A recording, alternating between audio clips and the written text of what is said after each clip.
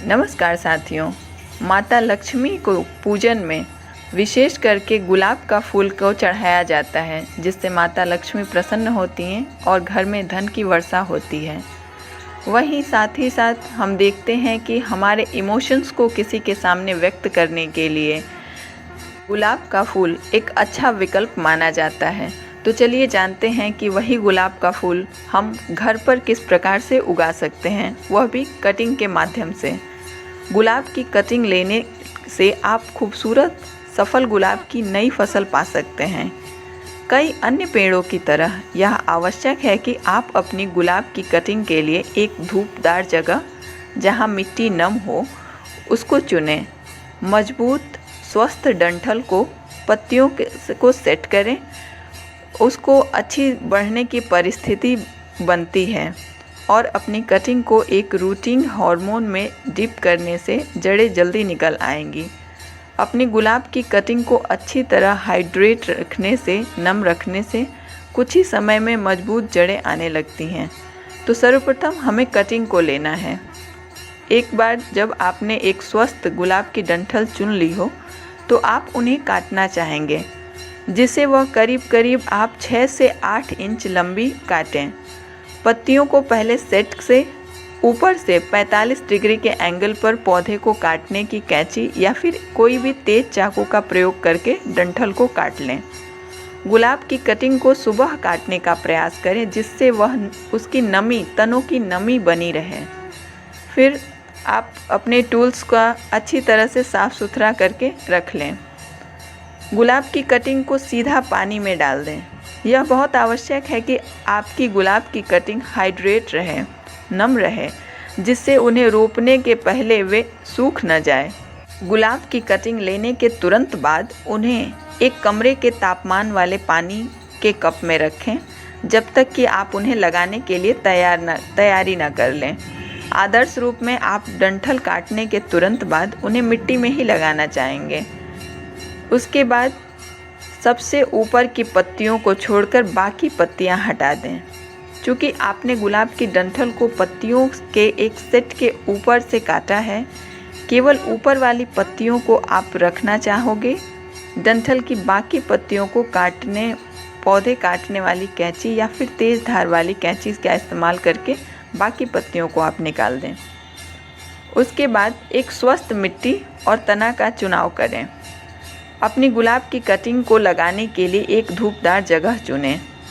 आप कहाँ पर अपनी कटिंग को लगाते हैं, यह उस समय बहुत महत्वपूर्ण हो जाता है। यदि आप उन्हें बाहर खुले में लगाना चाहते हैं, ऐसी जगह चुनें जो धूपदार हो, लेकिन वहाँ सीधे सीधे धूप न पड़ती हो, क्योंकि आप नहीं चाहेंगे कि आपका पौधा सूख जाए। गुलाब की कटिंग को पॉट या फिर कंटेनर में लगाना भी ठीक रहता है।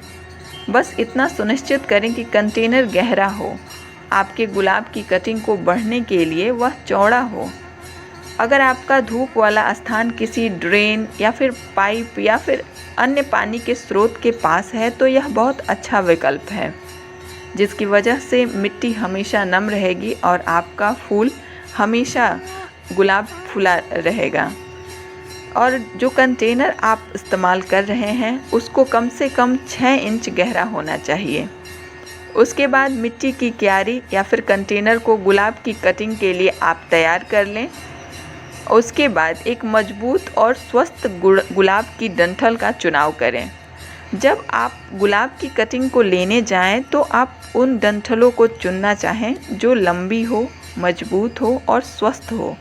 मतलब कोई कमज़ोर या फिर भूरे रंग की डंठल नहीं होनी चाहिए।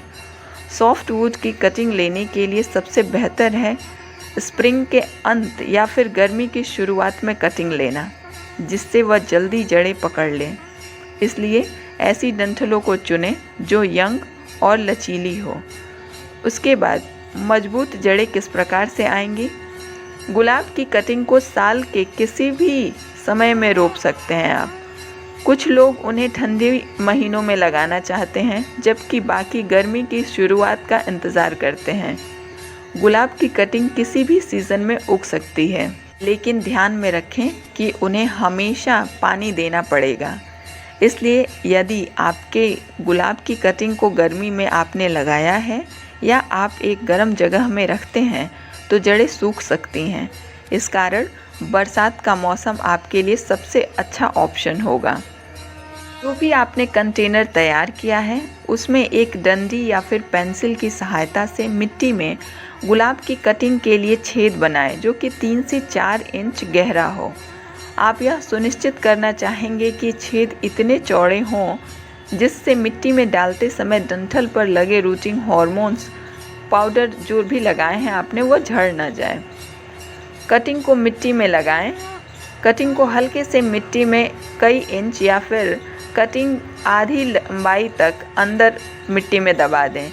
एक बार कटिंग अपने स्थान पर पहुंच जाए तो डंठल के पास की मिट्टी को धीरे से थपथपाएं।